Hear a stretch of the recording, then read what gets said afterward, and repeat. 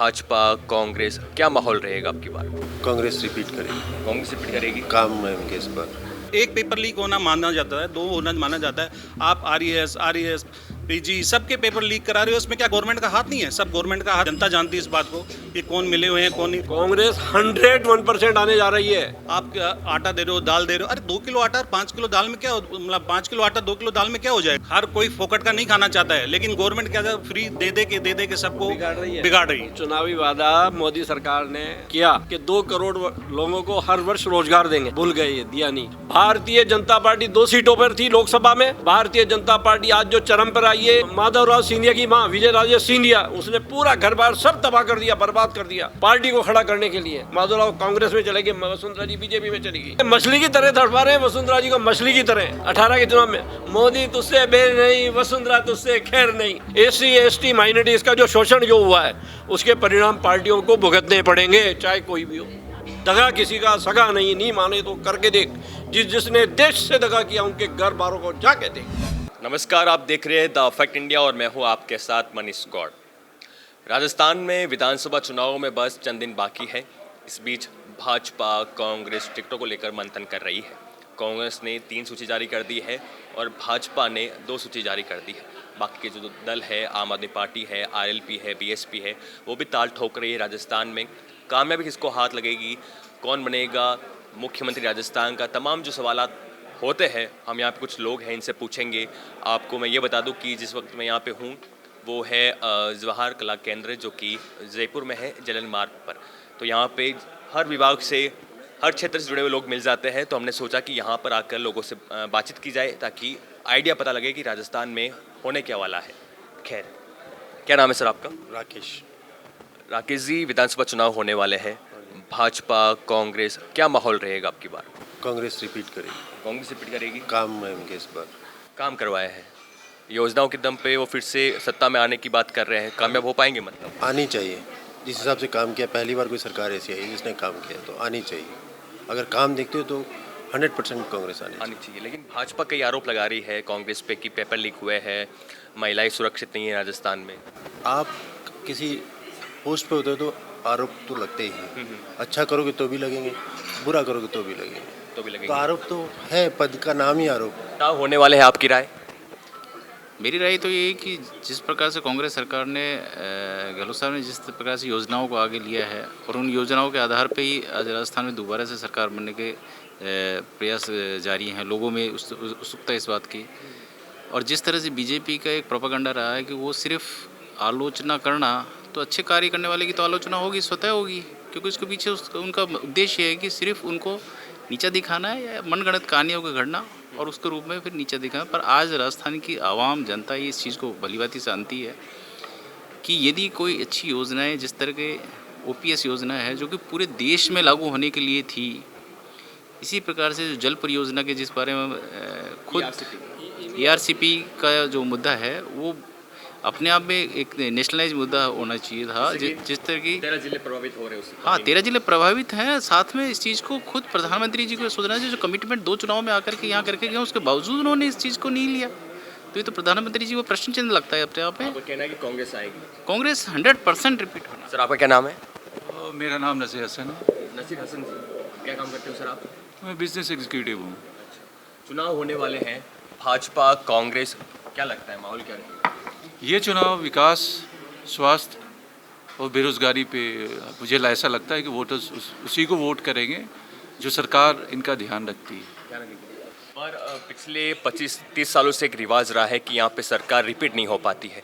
भाजपा रहती है तो कांग्रेस आ जाती है, कांग्रेस अपना कार्यकाल पूरा करती है तो भाजपा आ जाती है। मुझे लगता है ऐसा कि ये रिवाज इस दफ़ा टूटेगा। कांग्रेस पार्टी में चेहरा कौन होगा सर? क्योंकि अशोक गहलोत बार बार ये जाहिर कर रहे हैं कि अब की बार अगर सरकार आती है तो मैं ही मुख्यमंत्री का दावेदार हूँ, प्रबल दावेदार हूँ। सचिन पायलट कहते हैं कि जो विधायक रहेंगे, जो विधायक दल का जो मीटिंग होगी, बैठक होगी, उसमें तय किया जाएगा कि मुख्यमंत्री कौन रहेगा। कोई भी पार्टी संविधान पे चलती है और जहाँ तक मेरा ये मानना है कि कांग्रेस का संविधान कहता है कि विधायक दल के नेता तय करते हैं कि मुख्यमंत्री कौन होगा। तो ये तो विधायक दल ही तय, ऐसा कांग्रेस की रीति रही है कि हमेशा विधायक दल के नेता ही मुख्यमंत्री का चुनाव करते हैं। और दूसरी चीज़ें कि जैसा बीजेपी दर्शा रही है, दिखा रही है, बता रही है कि अमृत काल चल रहा है, ये बेसिकली अमृत काल नहीं है, ये इस काल को चमचम काल कहते हैं। सारी चीज़ें आपको चमचम दिखाई जा रही है, लेकिन धरातल पे बिल्कुल नहीं है, बिल्कुल उल्टी चीज़ें हैं।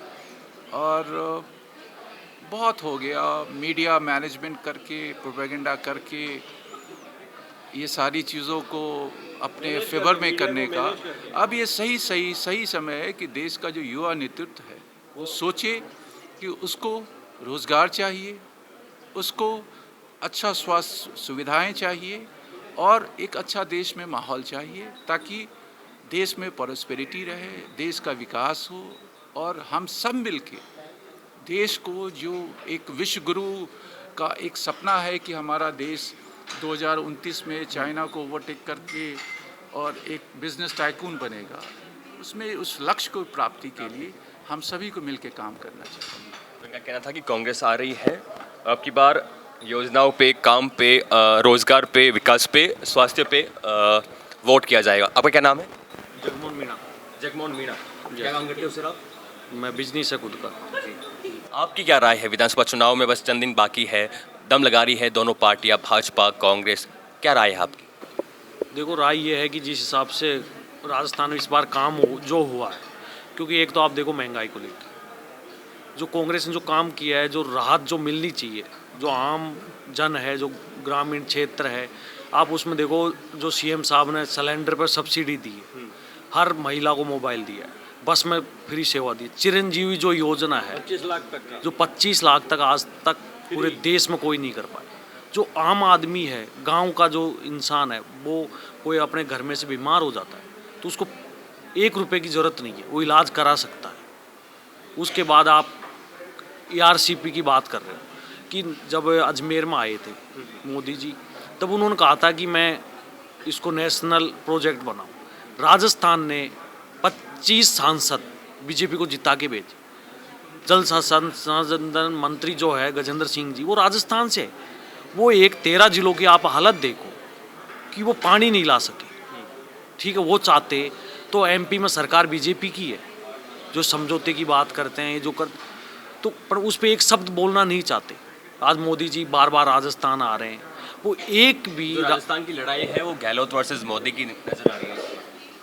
नहीं, वो विचारधारा की लड़ाई हो। जिस हिसाब से झूठ बोल रहे हैं, जिस हिसाब से इनके देखो आप, ये जो बात करते हैं, कांग्रेस पर आरोप लगाते हैं कि इनका CM, इनके आपस में लड़ाई, इनके तो पता ही नहीं है ना कि कौन लीडर है, चेहरा कौन है।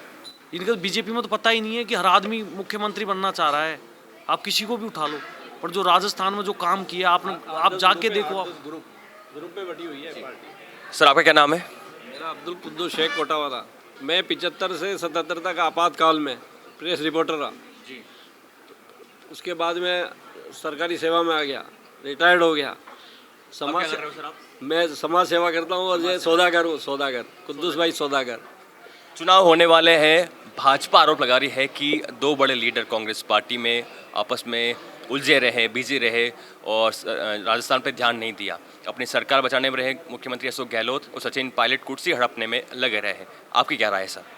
मेरा अर्ज करना ये है कि जो चुनावी वादा मोदी सरकार ने और स्टेट्स और ने किया कि 2 करोड़ लोगों को हर वर्ष रोजगार देंगे, वो रोजगार पे भूल गए, ये दिया नहीं। महंगाई आसमान पे, 400 का सिलेंडर 1100 में मिल रहा है, अब 200 रुपये दान में दे रहे हैं क्या? बेरोजगारी, गरीबी इतनी ज़बरदस्त है कि एक टाइम भोजन कर रहा है आदमी, एक टाइम 3 बजे खाना खाता है गरीब आदमी। साहूकार में, जनरल में, SC ST माइनॉरिटीज़ का तो इन्होंने धरातल पे ला के बैठा दिया। आज बहुत स्थिति खराब है देश की। चौराहे पे खड़ा है देश, चौराहे पे, जिसको बारूद का ढेर कहते हैं, बारूद का ढेर, वो चौराहे पे खड़ा है देश। तो कांग्रेस फिर से, कांग्रेस 101% आने जा रही है। और इनमें अगर ताकत थी काम करने की, झूठ के पैर नहीं होते, दगा किसी का सगा नहीं माने तो करके देख। जिसने देश से दगा किया उनके घर बारों को जाके देख। बेरोजगारी जबरदस्त है। पकौड़ा उद्योग होता है कि यार, आज ठेले चला रहे हैं, रक्शे चला रहे हैं बेचारे MBBS डॉक्टर, जिन्होंने करोड़ों रुपया माँ बाप ने अपना सपना देखा कि मेरा बेटा इंजीनियर बने, डॉक्टर बने, प्रोफेसर बने, और वो आज बेचारे बेरोजगार रोड पे, और पकौड़ा तो उद्योग बता रहे हैं। लेकिन उद्योग सर राजस्थान पे आते हैं, राजस्थान में अभी तक 17-18 पेपर लीक हो चुके हैं, युवाओं के साथ खिलवाड़ हुआ है और भाजपा आरोप लगाती है और युवा भी कहते हैं कि बिना श्रेय बिना किसी कांग्रेस पार्टी के हो नहीं सकते पेपर पूरे लीक। कुएं में भांगे सब आपस में एक हैं, एक मंच पे साथ में बैठ के खाते हैं। और रहा सवाल वसुंधरा जी का जितना ज़्यादा शोषण होगा उतनी ज़्यादा उभरेगी वो। माँ रानी नहीं है, माँ रानी है। और बीजेपी को जन्मदाता, अब आप सुनना मेरी बात ध्यान से, भारतीय जनता पार्टी 2 सीटों पर थी लोकसभा में। भारतीय जनता पार्टी आज जो चरम पर आई है वो चरम पे इस कारण आई है कि माधवराव सिंधिया की माँ विजय राजे सिंधिया, उसने पूरा घर बार सब तबाह कर दिया, बर्बाद कर दिया पार्टी को खड़ा करने के लिए। उनमें फूट पड़ी आपस में, माधवराव कांग्रेस में चले गए, वसुंधरा जी बीजेपी में चली गई। और उस माँ की पार्टी को, उसकी माँ की पार्टी को, और उससे यूँ कहते हैं मछली की तरह तड़पा रहे हैं वसुंधरा जी को, मछली की तरह। कारण ये कि पहले तो हराया था 18 के चुनाव में, मोदी तुझसे बैर नहीं, वसुंधरा तुझसे खैर नहीं। अरब कह रहे वसुंधरा तेरी खैर नहीं, मुझसे मोदी से कोई बैर नहीं। अरे ये थोड़ी चलेगा यार, दोहरी नीति नहीं चलती। राजनीति में ईमानदारी भी चीज़ है। SC ST माइनॉरिटीज़ का जो शोषण जो हुआ है उसके परिणाम पार्टियों को भुगतने पड़ेंगे, चाहे कोई भी हो। तो आज की तारीख में बहुत दयनीय स्थिति है देश की, आप उसको समझिए। मीडिया बिका हुआ है, बिका हुआ है। मीडिया बोल नहीं रहा है, दबा हुआ है। क्यों भी आज अडानी और अंबानी का ही देश है क्या? 50 उद्योगपति का ही देश है क्या? हमारा नहीं है क्या? हिंदुस्तान को आज़ाद कराने में सभी समाज ने साथ दिया है यार। और आज उस समाज का शोषण कर रहे हो आप, समाज को धकेल रहे हो आप क्या समझ रखा है? आपने एक नारा बताया कि मोदी तो उससे बैर नहीं, वसुंधरा तेरी खैर नहीं। अब की बार ये नारा चल रहा है कांग्रेस पार्टी में कि गहलोत उससे बैर नहीं, विधायक और मंत्री अब की बात तेरी खैर नहीं। मेरी बात सुनो, कांग्रेस हो या बीजेपी, जो नियम अनुसार है विधायक जिसके ज़्यादा चुन के आएंगे वो सरकार बनाएगा, चाहे बीजेपी हो चाहे कांग्रेस हो। आप पत्रकार रह चुके हैं, अब की बार क्या लग रहा है? अब क्या लग रहा है, माहौल क्या रहा है? स्थिति तनावपूर्ण है लेकिन नियंत्रण में नहीं है बीजेपी की। ग्रुपबाजी बीजेपी में भी तो कांग्रेस में भी है। और ये जो बरसाती मेंढक है ना, बरसाती मेंढक जिसको कहते हैं, आम आदमी पार्टी, बीजेपी, PSP, फलाना डेमोक्रेट, ये सब पैसे के लालची हैं। और देखो देश में जो हालत है, अभी आप मीडिया वाले हो, आप एक यूट्यूब चैनल है आपका, आज जो बड़ा मीडिया है वो तो इनकी ग्रिप में आ चुका है। आज जो स्वतंत्रता का जो अधिकार है वो आप लोगों के पास बचा है। आज इस देश में जो सच्चाई की आवाज़ उठाई जा रही है वो सोशल मीडिया के द्वारा, जो आप जैसे छोटे पत्रकार हैं उनके द्वारा। अभी दिल्ली में क्या इनके खिलाफ जो बोलेगा उसके ED CBI आज से पहले इस देश में भी छापे पड़े। जो स्वतंत्र जो एजेंसी, आज आप बोलो इनके खिलाफ, थोड़े दिन में अच्छा चैनल आपका बना तो ये आपको CBI से उठवा लेंगे। यार आदमी की आवाज़ दबाना चाहते हैं। आपको एक चीज़ बताऊं, कर्नाटक हारे, अच्छी बहुमत से हारे, पूरी ED PD KD सब आ गई। हिमाचल हारे, अच्छे बहुमत से हारे।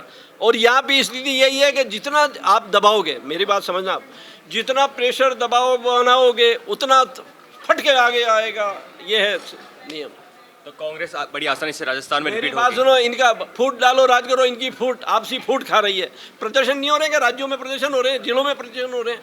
एक बात बताओ, MLA क्रय विक्रय की जो संस्कृति है पार्टियों की, उसको परिवर्तन लाना चाहिए। इस पर प्रतिबंध लगना चाहिए लोकसभा में, इस पर होना चाहिए बहस। इस पर प्रतिबंध क्यों नहीं लगाती है, चाहे कांग्रेस हो चाहे बीजेपी, क्यों नहीं लगाती प्रतिबंध? MLA क्रय विक्रय करके सरकार गिरा दो, सरकार बना लो। आए आराम गए आराम, ये क्या तरीका है तुम्हारा यार? इस पर प्रतिबंध लगना चाहिए। आपका क्या नाम है सर? गिरिराज शर्मा। सर आपकी राय? मैं एक बिजनेसमैन हूँ और बिजनेस के तौर पे मैं जो ज़्यादा पॉलिटिकल का कैरियर जो मेरा है, मैं यही कहना चाहूँगा कि कांग्रेस हो या बीजेपी हो, उसको एक टाइम देना चाहिए। हर 5 साल में रिपीट सरकार होती है तो पुरानी योजनाएं दब जाती हैं, नई योजनाएं लागू होती हैं। मैं गहलोत साहब के लिए बात करूंगा तो नई योजनाएं जो भी वो लॉन्च करते हैं वो लास्ट के 5 ईयर मतलब 5th ईयर में करते हैं। वो योजनाएं आधी लागू होती है नेक्स्ट गवर्नमेंट में आने में और आधी नहीं होती हैं। और जो भी फ्री ये जो चल रहा है फ्री का खेल, फ्री तो होना ही नहीं चाहिए।